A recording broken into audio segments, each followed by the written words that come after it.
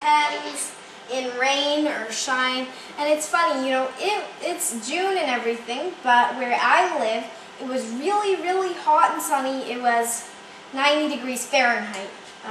One time I was giving a presentation to some other students in Canada, and I was like, oh, it's 50 degrees, and they were all looking at me with huge stares, and I was like, Fahrenheit.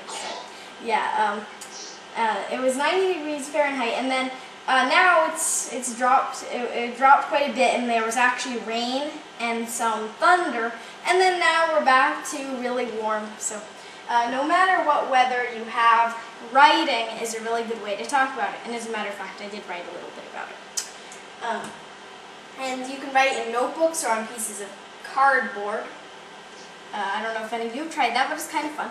Or napkins or foggy mirrors. Maybe after you've taken a shower and it gets all fogged up, you can write stuff on it.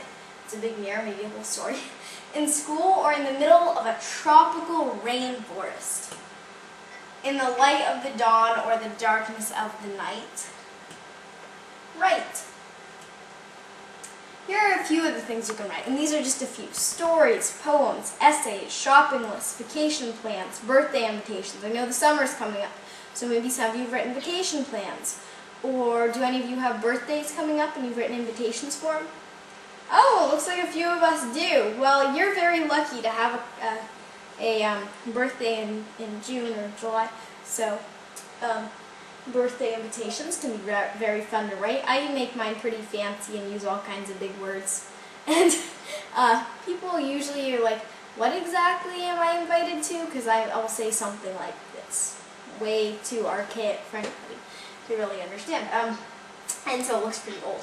But that's one thing you can write, and you can have a fun time with it, as I do. You can write something like essays. And I know essays, people don't really think that they're that fun. But honestly, writing essays about certain topics can be really interesting. Like maybe some of you have tried to write a persuasive essay about your parents and why they should let you stay up till midnight.